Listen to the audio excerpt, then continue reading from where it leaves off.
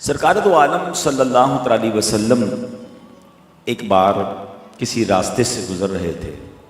راستے میں ایک بڑی بلند خوبصورت سی عمارت دیکھی. نبی پاک نے پوچھا یہ کیا ہے؟ صحابہ کرام نے عرض کی یہ فلاں صحابی نے بنائی ہے.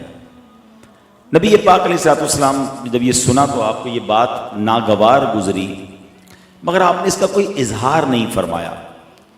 بعد میں جب وہ صحابی نبی پاک کی بارگاہ میں گئے جنہوں نے یہ بلڈنگ بنائی تھی، عمارت بنائی تھی، تو پیارے آقا کو انہوں نے جب سلام کیا تو نبی پاک علیہ السلام نے اپنا رخ انور پھیر لیا، یعنی ان سے چہرہ پھیر لیا. تو وہ صحابی بڑے پریشان ہو گئے. دوبارہ پیارے آقا کی طرف گئے تو نبی پاک نے پھر چہرہ پھیر لیا. تو اب جب چند بار ایسے ہی ہوا تو وہ صحابی رسول بڑے پریشان تھے کہ معاملہ کیا ہے، نبی پاک مجھ سے ناراض کیوں ہو گئے ہیں؟ تو بقیہ صحابہ نے بتایا کہ تمہارے گھر کے قریب سے جو تم نے بلند عمارت بنائی تھی اس کے قریب سے گزرے تھے، اور وہاں جب پتہ چلا کہ تم نے وہ عمارت بنائی ہے تو نبی پاک کو یہ ناگوار گزرا ہے. کوئی ورڈ نہیں فرمایا، کوئی اظہار نہیں فرمایا، ناجائز و حرام نہیں فرمایا، توڑنے کا حکم نہیں دیا. جسٹ مزاج رسول اللہ صلی اللہ علیہ وسلم کو یہ ناگوار گزرا تھا.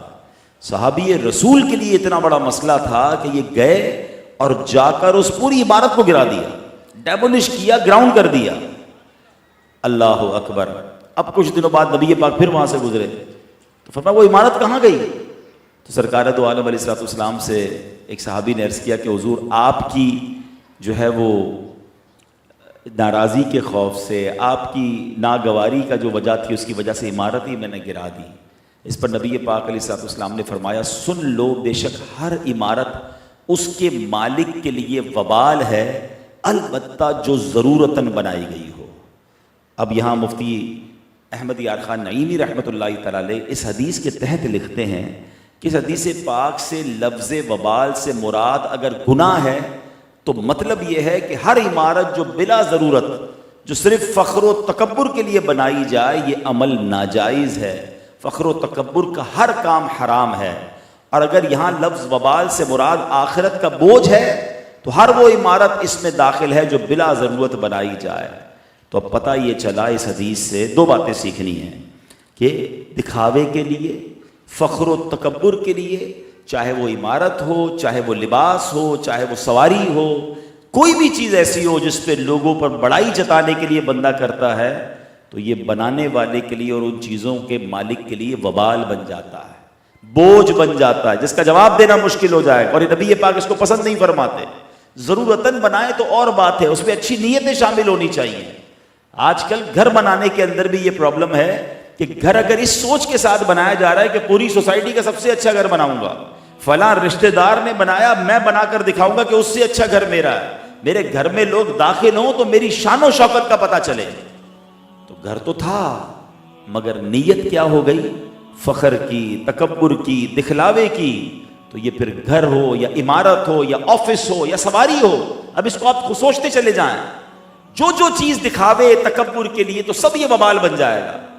اب گھر بنائیں کہ راحت و سکون کے لیے گھر بنا رہا ہوں، اس گھر میں کوئی نماز کی جگہ بھی بناؤں گا، اس گھر میں انشاءاللہ قرآن پاک بھی پڑھا جائے گا، اس گھر میں جو بچے ہیں گھر والے ان کو راحت و سکون ملے گا، مہمان آئیں گے تو ان کی مہمان نوازی کروں گا. نیت بدلنے سے پھر چیزیں درست ہو جاتی ہیں. مثال کے طور پہ قبلہ شیخ طریقت امیر اہل سنت نے ایک بار بڑی پیاری بات فرمائی کہ گھر میں ایک روشن دان بندہ لگاتا ہے کھڑکی. کیا نیت ہے کہ جناب ہوا آئے گی اور روشنی آئے گی، کوئی ثواب نہیں ہے. مگر اسی کھڑکی کو لگاتے ہوئے یہ بھی نیت کر لے کہ اذان کی آواز بھی آئے گی، ہوا روشنی رک نہیں جائے گی، وہ بھی آئے گی، مگر اب یہ کھڑکی لگانا بھی ثواب ہو جائے گا. انما الاعمال بالنیات، اعمال کا دار و مدار نیتوں پر ہے. کبھی تکبر اور فخر کے لیے چیزیں نہیں لینی چاہیے کہ میں فلاں کو نیچا دکھاؤں. اچھی سواری نعمت ہے، آپ گاڑی لے، اچھی کس نے منع کی، لیکن اس لیے لے کہ میں بتاؤں لوگوں کہ میں کیسا ہوں اور میرے پاس کیا کر ہے. تو پھر تکبر کرنے والا رب کو پسند نہیں ہے. اللہ نیتوں کا اخلاص نصیب فرمائے.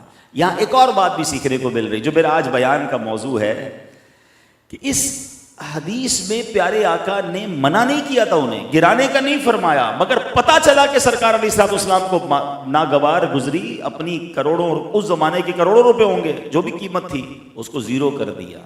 یہ صحابہ کرام کی نرالی ادائیں ہیں۔ مگر ہم کیا، آج میں وہ کچھ حدیثیں پیش کرنے جا رہا ہوں کہ جس میں نبی پاک نے صراحتاً، ڈیلیبریٹلی، کلیئرٹی کے ساتھ کچھ ایسی حدیثیں ارشاد فرمائی ہیں جس میں میرے آقا نے فرمایا وہ بندہ ہی ہم میں سے نہیں، ہماری جماعت سے اس کا کوئی تعلق نہیں، ہم سے رشتہ ہی کوئی نہیں اس کا، جو یہ کام کرے۔ اب ایک تو پرابلم یہ، ہم نے وہ حدیثیں ہی نہیں پڑھی ہوتی ہیں، ہم یہ علم بھی تو حاصل نہیں کرتے نا۔ میں آج چلیں بیان شروع کرنے سے پہلے ایک مشورہ دے دیتا ہوں ان عاشقان رسول سے جو نبی پاک سے واقعی محبت کرتے ہیں، اور کرنی بھی چاہیے۔ دو قسم کی حدیثیں ہیں۔ ایک کیٹیگری ان حدیثوں کی ہے جس میں نبی پاک فرماتے ہیں کہ تم میں بہترین وہ ہے، دا بیسٹ امنگسٹ یو۔ اس میں کئی حدیثیں ہیں جس میں پیارے آقا نے کچھ اعمال بتائے، جو ایسا کرے وہ تم میں بہترین ہے، جو ایسا کرے وہ تم میں بہترین ہے۔ سبحان اللہ، اگر میں ان کاموں کو کرنا شروع کر دوں اور میرے آقا مجھے بہترین فرمائیں تو اصل بہترین ہی وہ ہے جسے نبی پاک فرمائیں۔ ہم آپس میں لڑ رہے ہوتے ہیں کون بہترین ہے، بھائی اس سے پوچھو نا جو سب سے بہترین ہے۔ سارے اونچوں سے اونچا سمجھیے جسے، ہے اس اونچے سے اونچا ہمارا نبی، وہ فرما دے کون بہترین ہے، تو اصل بہترین تو وہ ہے۔ تو اس کی لسٹ ہونی چاہیے، ٹو ڈو لسٹ، جو کرنے والے کام ہیں کہ یار ان کو کسی طرح پکڑ لوں، آقا فرماتے بہترین یہ ہے۔ ایک حدیث پاک کی کیٹیگری وہ ہے جس میں سرکار دو عالم علیہ الصلوۃ والسلام نے فرمایا وہ ہم میں سے نہیں، جو یہ کرے وہ ہم میں سے نہیں۔ اس کی لسٹ بھی سامنے رکھیں، کہیں میں یہ تو نہیں کر رہا۔ تو یہ دو کیٹیگریز کو پڑھتے رہنا چاہیے۔ اب آپ کہیں جناب لاکھوں حدیثیں، ہزاروں حدیثیں، میں کہاں سے ڈھونڈوں؟ دعوت اسلامی والے صرف پرابلم بتاتے نہیں ہیں، سولوشن بھی ساتھ دیتے ہیں۔ الحمدللہ، اللہ ہماری دعوت اسلامی کو سلامت رکھے۔ مکتبۃ المدینہ نے دو بڑی پیاری کتابیں شائع کر دی ہیں، چاہے تو نوٹ کر لیں۔ ایک کتاب کا نام ہے بہتر کون، اور ایک کتاب کا نام ہے ہم میں سے نہیں۔ یہ دونوں کتابیں آپ دعوت اسلامی کی ویب سائٹ dawatIslami.net سے ڈاؤن لوڈ بھی کر لیں، فری، ابھی چاہیں ابھی کر لیں۔ پیسے کمانے کے لیے نہیں بتا رہا ہوں کہ کتابیں خریدیں، میں بیچنے آیا ہوں، ایسا کچھ نہیں، میں بتانے آیا ہوں کہ یہ ساری حدیثیں یہ دو کتابوں میں موجود ہیں۔ اچھا پھر پتہ کیا کریں، ایک دن بیٹھیں اس کی لسٹ بنا لیں، مختصر سی اس کی فہرست بن جائے گی کہ کون کون سے کام ہیں جو کرنے کے نہیں ہیں، کون سے ہیں جو کرنے کے ہیں۔ یقین کریں پیارے آقا راضی ہو جائیں گے تو رب بھی راضی ہو جائے گا۔ تو آج چونکہ اب میں ساری حدیثیں تو بیان نہیں کر سکتا، چلیں تم میں سے بہترین کون ہے اس میں سے ایک حدیث سنا دیتا ہوں۔ خیرکم من تعلم القرآن وعلمہ، تم میں بہترین وہ ہے جو قرآن سیکھے اور دوسروں کو سکھائے۔ اب میں چیک کروں میں اس میں ہوں کہ نہیں، قرآن پڑھ رہا ہوں، کسی کو سکھاتا ہوں، نہیں تو شروع کر دیں، آج سے، کل سے شروع کر دیں۔ ماشاءاللہ ہمارے مدرسۃ المدینہ بالغان مسجدوں میں رات کو لگتے ہیں، فجر کے بعد لگتے ہیں، چلے جائیں۔ قاری صاحب ہمیں بھی پڑھا رہے ہوتے ہیں، آپ کو اچھا پڑھانا آتا ہے، آپ پڑھانا شروع کر دیں۔ بہترین بننا ہے نا، سرٹیفکیٹ لینا ہے نبی پاک سے، آقا راضی ہو گئے تو رب راضی ہو جائے گا۔ آن لائن پڑھنا شروع کر دیں، گھر میں پڑھانا شروع کر دیں، دعوت اسلامی کا مدرسوں کو چھوڑیں، اپنے گھر میں پڑھانا شروع کر دیں۔ مجھے نبی پاک کے بہترین لوگوں میں جو فرماتے اس میں شامل ہونا ہے، ٹھیک ہے؟ یہ میں نے ایک حدیث بتائی، ایسی بہت ساری ہیں۔ اب میں وہ حدیثیں دو تین بیان کرنے آیا ہوں جس میں نبی پاک نے فرمایا وہ کون لوگ ہیں جو تم میں سے، ہم میں سے ہی نہیں، جو یہ کام کرے۔ اب یہ پہلی حدیث جو ہے یہ بھی قرآن پاک سے ریلیٹڈ ہے۔ اللہ کے حبیب فرماتے لیس منا من لم یتغن بالقرآن، یعنی جو خوش الہانی سے قرآن نہ پڑھے وہ ہم میں سے نہیں۔ اب علماء کہتے ہیں یتغنا سے مراد کیا ہے؟ خوش الہانی اور اچھے لہجے سے پڑھنا۔ اس کا مطلب یہ نہیں جس کی آواز اچھی نہیں ہے وہ قرآن ہی پڑھنا چھوڑ دے، وہ جتنا بہتر پڑھ سکتا ہے، یعنی یہاں مخارج بھی ٹھیک ہوں، اچھا پڑھنے کی کوشش بھی کر رہا ہو، بے دلی سے نہیں خوش دلی سے پڑھنے کی کوشش کرے۔ اب یہ تو سچی بات ہے کہ ڈرانے والی حدیث ہے کہ خوش الہانی سے قرآن نہ پڑھے وہ ہم میں سے نہیں، تو جو قرآن ہی سرے سے نہ پڑھے اس کا کیا حال ہوگا؟ یہاں تو قرآن پڑھنے والا ہے مگر خوش الہانی سے نہیں پڑھ رہا ہے، اس کے بارے میں فرمایا جا رہا ہے۔ جو قرآن ہی نہیں پڑھتا ہے، قرآن کو ہاتھ ہی نہیں لگاتا، پورا سال ہی گھر میں قرآن پاک نہیں کھل رہا، موبائل فون اتنا استعمال اور قرآن کو چھوتا ہی نہیں ہے، بتائیے وہ کیسا ہوگا؟ ایک اور حدیث پاک ہے، نبی پاک فرماتے وہ دل ویران ہے جس میں کچھ قرآن نہیں ہے۔ بتائے نا میرے اور آپ کے سینے میں کتنا قرآن ہے؟ صبح سے شام تک. اب تو موبائل فون بھی بتا دیتا ہے کہ آج آپ نے پورے دن میں کتنے گھنٹے یوز کیا ہے, اسکرین ٹائم جس کو کہتے ہیں. اتنی بار یہ سافٹ ویئر آپ نے اوپن کیا ہے. کبھی سوچا کہ یار اتنے گھنٹے موبائل کو, چند منٹ قرآن کو نہیں؟ میں نے کئی بار اپنے بیان میں جملہ کہا ہے کہ جب میں اور آپ دنیا سے جائیں گے نا, سارے سافٹ ویئر آف لائن ہو جائیں گے, قرآن تھام لو, قرآن قبر میں بھی آن لائن ہوگا. حدیث پاک کا مضمون ہے نا کہ سورہ ملک پڑھنے والے کی سورہ ملک قبر میں شفاعت کرے گی, عذاب سے بچائے گی. قرآن قبر میں آ کے بچائے گا. مگر nobody have time to read Quran, even nobody have time to understand قرآن. قرآن پڑھنا ہے, درست پڑھنا ہے, اچھا پڑھنا ہے, خوش الہانی سے پڑھنا ہے, شوق سے پڑھنا ہے. یہ میری اور آپ کی ذمہ داری ہے. اب ہم غور کر لیں کہ ہم قرآن سے دور رہ کر کتنی اپنی زندگی کو ضائع کر رہے ہیں. ایک بار ایک صحابی رسول حضرت عبداللہ ابن مسعود کہیں سے جا رہے تھے, تو آپ نے ایک گانے والے کو دیکھا, گویا تھا, آواز بہت اچھی تھی اس کی, وہ گانے گا رہا تھا. تو آپ نے فرمایا کاش یہ آواز قرآن کریم کے لیے استعمال ہوتی, اتنی اچھی آواز ہے, کاش یہ اس سے تلاوت کرتا. یہ کہہ کر آپ تو تشریف لے گئے. اس گویے کو کسی نے بتا دیا کہ یار صحابی رسول گزرے تھے, تمہارے بارے میں یہ کہہ کر گئے. اس کو اتنی شرم آئی, اس کو جملہ اتنا پیارا لگا, سچی توبہ کی, حضرت عبداللہ ابن مسعود کے ساتھ رہنے لگا. کچھ ہی عرصے میں قرآن کریم کا عالم اور قاری بن گیا. یہی آرزو ہو جو تعلیم قرآن عام ہو جائے, ہر ایک پرچم سے اونچا پرچم اسلام. اچھا, بزرگوں کا طریقہ بھی بڑا اچھا ہے.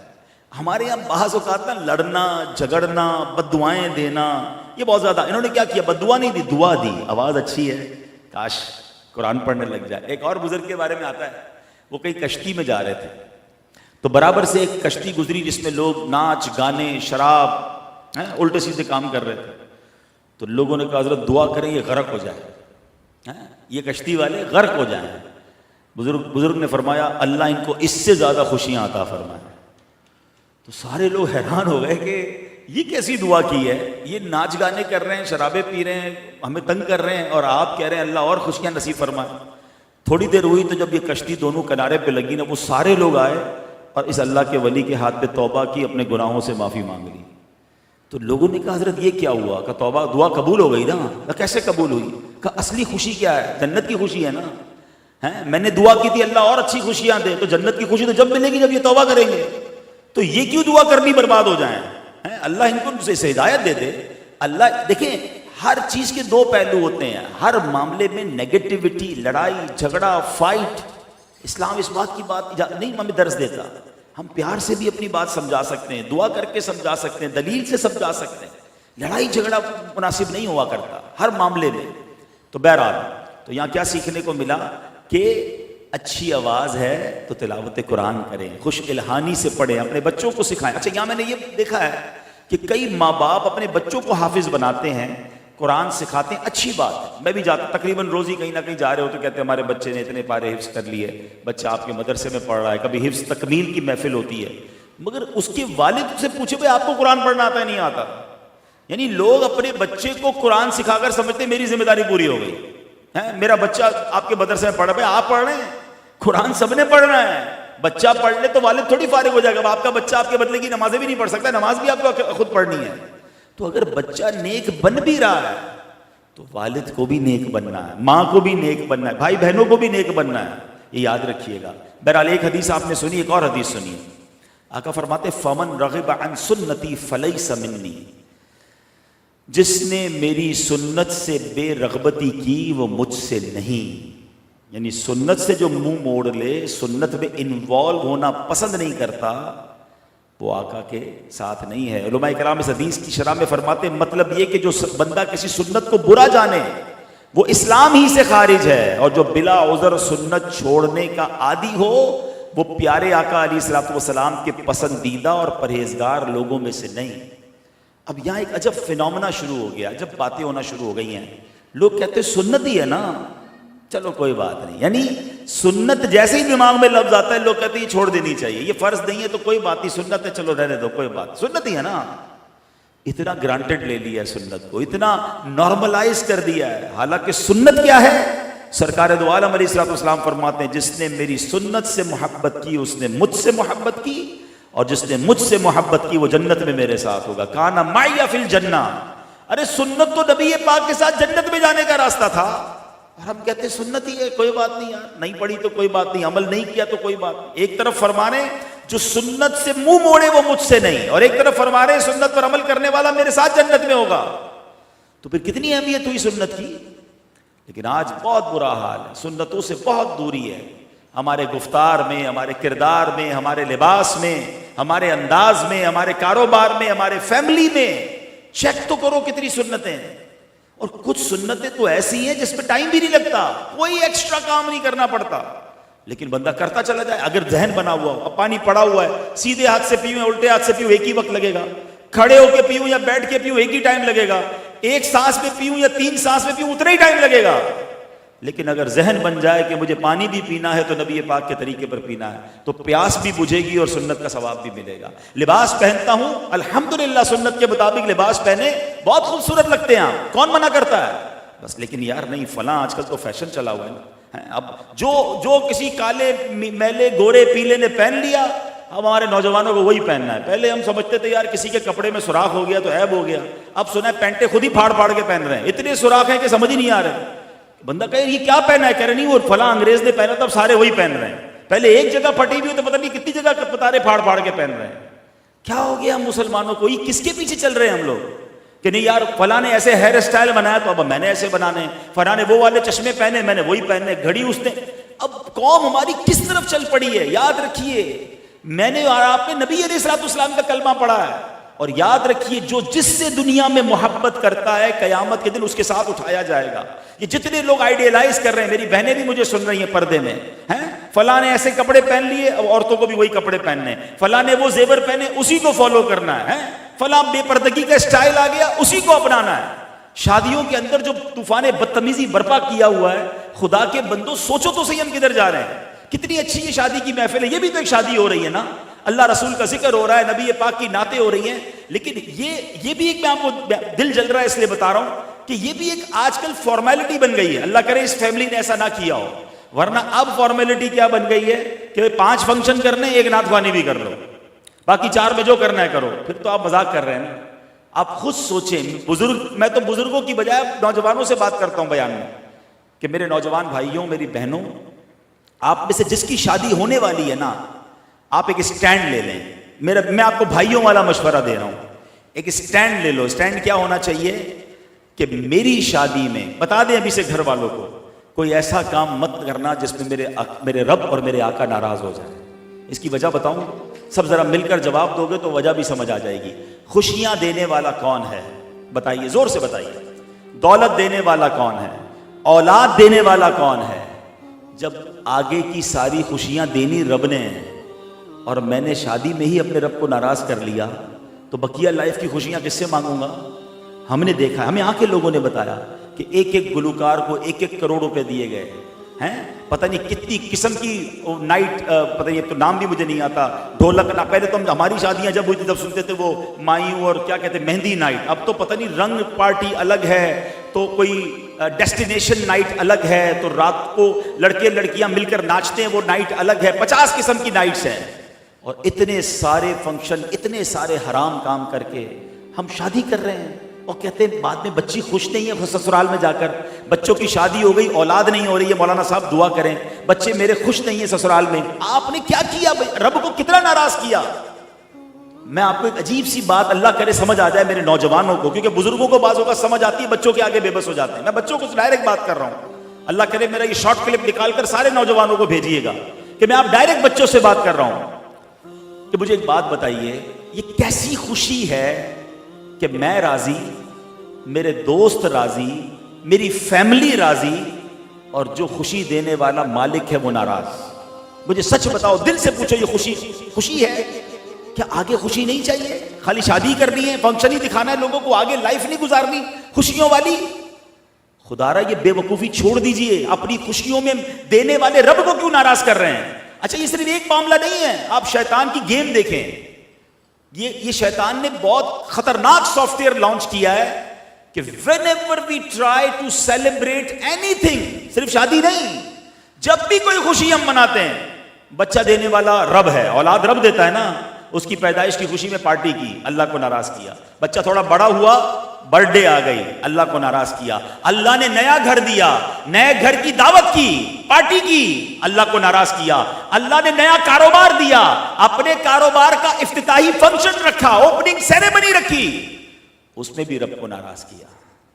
مجھے بتاؤ تو صحیح، کر کیا رہے ہیں ہم؟ اللہ دیے جا رہا ہے، ہم اسی کو ناراض کیے جا رہے ہیں. اور پھر جب وہ چھین لیتا ہے، جب نعمت عذاب بن جاتی ہے، جب زوال نعمت آ جاتا ہے، جب کاروبار ٹھپ ہو جاتا ہے، جب فیملی میں لڑائی ہو جاتی ہے، پھر جاتے ہیں مولانا صاحب کے پاس، دعا کرے، کوئی تعویذ دے دیں. بھئی تم نے کسر کون سی چھوڑی؟ مجھے بتائے نا. یہ عقل بندی ہے کہ رب دیے جا رہا ہے، ہر خوشی میں اللہ کو ناراض. میرے نوجوانوں آج ایک فارمولہ لے جاؤ، خدا کی قسم اللہ کی رحمت سے خوش رہو گے کہ میں آج کے بعد ایسی خوشی نہیں مناؤں گا جس میں میرا رب ناراض ہو جائے.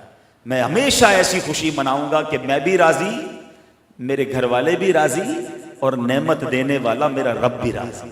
آپ دیکھو پھر آپ کی خوشیاں کیسی بڑھتی ہیں. اللہ نے قرآن میں وعدہ کیا ہے، لَإِن شَكَرْتُمْ لَأَزِيدَنَّكُمْ، تم میرا شکر ادا کرو میں تمہیں اور عطا کروں گا. تو کرے نا. ہونا کیا چاہیے؟ اللہ عطائیں بڑھائے، ہم صدقے بڑھائیں، ہم سجدے بڑھائیں، ہم خیرات بڑھائیں، ہم شکر بڑھائیں. مگر ہو کیا رہا ہے؟ وہ عطائیں بڑھاتا ہے، ہم خطائیں بڑھاتے ہیں. وہ اور نوازتا ہے، ہم اسے اور ناراض کر رہے ہیں. ایسا نہ کرو، یہ تباہی کا راستہ ہے. حضرت حسن بصری فرماتے ہیں کہ رب جب ناراض ہوتا ہے، نعمتوں کا شکر ادا نہیں کیا جاتا، وہی نعمتیں عذاب بنا دی جاتی ہیں. اب آپ کہیں نعمت عذاب کیسے ہو جاتی ہے؟ ہاں ہم نے دیکھا، آپ نے بھی دیکھا ہے.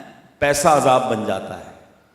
پیسہ تو نعمت تھی، مگر کچھ لوگوں کا مال ہی ان کے لیے عذاب بنا ہوا ہوتا ہے. ان کی جان کو خطرہ ہوتا ہے، ان کو کڈنیپنگ کا خوف ہو جاتا ہے، ان کا کوئی پیسے لے جاتا ہے، وہ خود بیمار ہو جاتے ہیں. عجیب عجیب ان کے ساتھ معاملات چل رہے ہوتے ہیں. بندہ کہتا ہے یہ پیسے والا نہ ہوتا تو کتنا سکھ میں تھا. وہ پیسہ ہی عذاب بن گیا اس کے لیے، باقی پیسہ نعمت تھا. اولاد عذاب بن جاتی ہے. اولاد تو بڑی نعمت ہے نا. مگر کیا ایسی اولاد کے بارے میں نہیں سنا کہ ماں باپ کو مار کے گھر سے نکال دیتی ہے؟ یہ اولاد عذاب کیسے بن گئی؟ پیسہ عذاب کیسے بن گیا؟ بیوی عذاب کیسے بن گئی؟ شادی کے بعد لوگوں کے جھگڑے ایسے ہوتے، بندہ کہتا ہے نہیں کرتا تو اچھا تھا. سب کے ساتھ نہیں ہوتا، چند کے ساتھ ہوتا ہے. کیوں؟ چیک کرو کہیں ناشکری تو نہیں کی، اللہ نے نعمتی عذاب تو نہیں بنا دی. تو کاش یہ بات آج سیکھ جائیں، آپ بھی سیکھ جائیں، میری بہنیں بھی سیکھیں. چند لوگوں کو صرف خوش کرنا ہوتا ہے. یہ کیوں ہوتے ہیں فنکشنز؟ یہ کیوں ہوتے ہیں حرام کام؟ یار دوست کہیں گے ذرا ہماری شادی بھی زبردست قسم کی ہوئی، ذرا فنکشن ہوئے، پکچر چلیں گی، ویڈیو چلیں گی، لوگ راضی ہوں گے. چند لوگوں کو راضی کرنے کے لیے زندگی بھر کا وبال لے رہے ہو یار. میں پرسوں کی بات بتاتا ہوں. میں اپنے گھر کی چھت پہ رات کو دیر سے واک کر رہا تھا، تو میں نے دیکھا ہمارے تھوڑا سا پیچھے رات کے 2:30 بجے تھے یا 3 بجے تھے. اب یقین کریں اتنی شدید آتش بازی ہوئی. سمجھ آ گئی رات 3 بجے کون آتش بازی کرتا ہے؟ کوئی بارات آئی ہوگی. میں سوچنے لگا یار ان کو اچھا لگ رہا ہے، اس بلڈنگ اطراف میں رہنے والے لوگوں کی نیند کا کیا عالم ہوا ہوگا. کوئی بزرگ گھبرا کے اٹھ گئے ہوں گے، کوئی بچہ ڈر کے اٹھ گیا ہوگا، کسی کو بڑی مشکل سے نیند کی ٹیبلٹ کھا کر نیند آئی ہوگی. یہ خوش ہو رہے اور لوگ ان کے لیے کتنی بددعائیں، کتنا دل دکھ رہا ہوگا لوگوں کا. یہ کون سی خوشی ہے یار؟ یہ عقل کدھر چلی گئی ہے کہ ہم لوگوں کی نیندیں برباد کر کے، حقوق العباد پامال کر کے ہم کہہ رہے ہیں میرے بچے کی شادی ہے. وہ بچے کو کیسے خوشیاں ملیں گی؟ ہم کیوں نہیں سمجھتے؟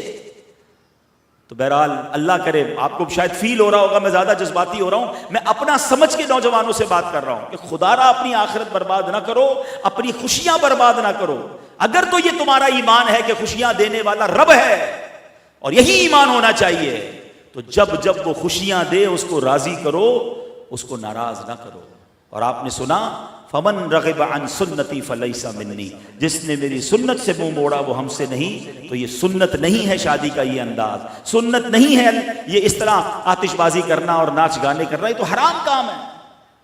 ہم پہلے معاذ اللہ بولنا نہیں چاہیے، مگر یہ بزرگ بیٹھے ہیں، جب ہماری شادیاں ہوئی، پرانی بات کر رہا ہوں 25-30 سال پہلے، تو جو غلط قسم کے لوگ ہوتے تھے نا، وہ ناچنے والیاں بلواتے تھے اور لوگ اس کو بہت برا سمجھتے تھے کہ یار فلاں کی شادی میں ناچنے والیاں آئی تھیں، اوہو اتنے برے لوگ ہیں. اور اب سنا ہے کہ باقاعدہ گھر والی لڑکیاں اور لڑکے مل کر ناچتے ہیں، پورا سٹیج بنایا جاتا ہے اور اس کی، اچھا یہ بھی غلط حرام تھا، ہمیں تو نہیں پتا تھا نا، مگر پبلک کو کیسے پتا چلا کہ اس شادی کے اس ناچنے کی ویڈیو سوشل میڈیا پہ ڈالی جا رہی ہے کہ ذرا دیکھیں ہماری شادی میں کیسا ناچ گانا ہوا تھا. یعنی میری بہن، میرے گھر والے کس طرح ناچے ذرا آپ بھی دیکھیں. اور اس کے اچھا پھر اس پہ یہ بھی پراؤڈ کیا جاتا ہے کہ اتنے ملین ویوز آ گئے ہمارے ناچ کے. استغفر اللہ ربی من کل ذنب واتوب. کدھر جا رہے ہیں ہم؟ یہ وہ ویڈیوز ہیں، اگر یہ باقی رہی اور آپ مر گئے تو مرنے کے بعد بھی مار پڑتی رہے گی، کیونکہ لوگ دیکھتے رہیں گے اور قبر میں گناہ جاریہ کا عذاب ملتا رہے گا۔ نہ باپ سوچ رہا ہے، نہ ماں سوچ رہی ہے، پیسہ اس لیے رب نے دیا تھا کہ یوں برباد کیا جائے، یوں لٹایا جائے۔ ارے اور بھی طریقے تھے پیسے خرچ کرنے کے۔ ہمارے خاندان میں ایک صاحب ہیں، اللہ نے ان کو بہت نوازا، ان کے بچے کی شادی ہوئی، میں نے دیکھا بڑا سمپل سا ایک پروگرام رکھا، کھانا کھلایا، شادی ختم۔ میں نے کہا ماشاءاللہ آپ نے بڑا اچھا کیا۔ کہتے ہیں بھائی میں بھی کروڑوں روپے خرچ کر سکتا ہوں، مگر میں نے ایک فارمولہ شروع سے بنایا ہے، جب بھی میرے کسی بچے کی شادی ہوتی ہے میں 2 غریب جوڑوں کی بھی شادیاں کروا دیتا ہوں، اسی پیسوں کو بچا کر، بڑے بڑے فنکشن نہیں کرتا، 2 شادیاں بچوں کی کرواتا ہوں اور ان بچوں کو کہتا ہوں میرے اس بچے کے لیے دعا کرتے رہنا۔ وہ اس جوڑے کے لیے دعا کرتے رہتے ہیں، وہ بھی خوشحال رہتے ہیں، میری اولاد بھی خوشحال رہتی ہے۔ بیوٹیفل وے، کتنا اچھا طریقہ ہے، پیسے بھی خرچ کیے، دعاؤں کا دروازہ بھی کھل گیا۔ لیکن کاش یہ بات سمجھ آ جائے کہ تفاخر، تکبر، دکھاوا، آپ 50,000 روپے پر ہیڈ کا کھانا کھلا دو نا، جس نے بات کرنی ہے اس نے باہر جا کے پھر بھی بات ہی کرنی ہے، آپ مہمانوں کو خوش نہیں کر سکتے۔ آپ سمپل رہیں، اللہ نے دیا ہے کھلا، میں نہیں کہتا اچھا کھانا نہ کھلائیں، اچھی نیتوں کے ساتھ کھلائیں۔ اللہ کو ناراض کرنے والا کام یہ ناچ گانے، ڈول تماشے، آتش بازی، بے حیائی، بے پردگی سب حرام ہے۔ تاش، اب تو سنا ہے جوا نائٹ الگ ہو رہی ہے، مطلب میں تو کبھی کبھی حیران ہو جاتا ہوں کہ اچھا ہر گزرنے والے دن کے ساتھ کوئی نیا چیز ایڈ کرتے جا رہے ہیں، کوئی بولنے والا نہیں۔